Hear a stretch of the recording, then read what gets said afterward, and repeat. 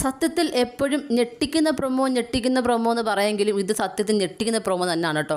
അതായത് അന്ന് അനങ്ങാൻ കൂടി വയ്യാത്ത പൂജ, നമ്മുടെ മുടിയൻ ക്യാമറ നോക്കി പറയുന്നത് പൂജയ്ക്കൊന്ന് അനങ്ങാൻ കൂടി വയ്യെന്ന്. സത്യത്തിൽ അനങ്ങാൻ പോലും വയ്യ ഇങ്ങനെ നിവർന്ന് കിടക്കുകയാണ്, കണ്ണീരിങ്ങനെ ധാരെ ഒഴുകുന്നു, ഭയങ്കരമായിട്ട് കരയുന്ന ആളാട്ടോ. അപ്പോഴത്തേക്കും കുറേ പേര് സ്ട്രക്ചറും ഒക്കെ ആയിട്ട് വന്ന് എടുത്തുകൊണ്ട് പോവുകയാണ് പൂജയെ. എന്താ പറ്റിയെന്ന് അറിയത്തില്ല. അങ്ങനെ അനങ്ങാൻ വയ്യാത്തൊരു കണ്ടീഷൻ എന്താണെന്ന് എനിക്കറിയത്തില്ല. അനങ്ങാതെ കട്ടിൽ കിടക്കുവാണ്.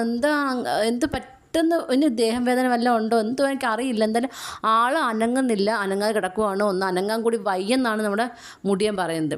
അതുപോലെ തന്നെ പിന്നെ കാണിക്കുന്ന നമ്മുടെ സിബിൻ ഭയങ്കര കരച്ചിൽ. അതായത് എനിക്ക് തോന്നുന്നു ഇന്ന് നമ്മൾ ലാലേട്ടൻ പറഞ്ഞ കാര്യങ്ങളും പിന്നെ പുറത്ത് നെഗറ്റീവ് ആണെന്നുള്ള പേടിയും ഒക്കെ ആയിട്ടായിരിക്കും ഭയങ്കര കരച്ചിൽ. എനിക്ക് വീട്ടിൽ പോകണം, ഇതിൻ്റെ പേരിൽ ഇനി എന്ത് വന്നാലും ഞാൻ നോക്കിക്കോളാം, എനിക്ക് വീട്ടിൽ പോയാൽ മതി എന്ന് പറഞ്ഞിട്ട് കരയുവാണ്.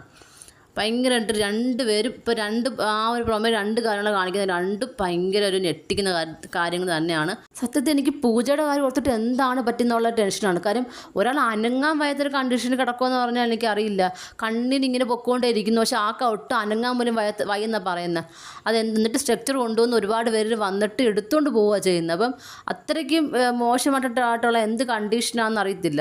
ഇപ്പോൾ എന്തെങ്കിലും വയറുവേദനയോ നടുവേദനയോ ഒക്കെ ആണെങ്കിൽ ഒരാൾ എണിച്ചിരിക്കുമെങ്കിൽ ശ്രമിക്കുക, അല്ലെങ്കിൽ ചരിഞ്ഞ് കിടക്കാനെങ്കിലും ശ്രമിക്കും. ഇതിങ്ങനെ നേരെ നിവർന്ന് തന്നെ കിടക്കുകയാണ് പൂജ. എന്താണെന്ന് നമുക്ക് അറിയില്ല. നാളത്തെ ദിവസം എന്ന് പറഞ്ഞാൽ ഭയങ്കര നിർണായകമായൊരു ദിവസമാണ് കേട്ടോ.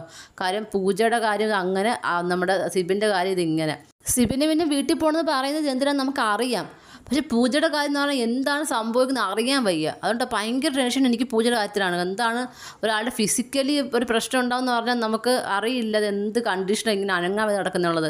എന്തായാലും നാളത്തെ ഒരു ദിവസം കഴിഞ്ഞാൽ നമുക്കൊരു സമാധാനമുള്ളൂ. കാര്യം എന്താണ് സംഭവിക്കുന്നതെന്ന് അറിയത്തില്ല.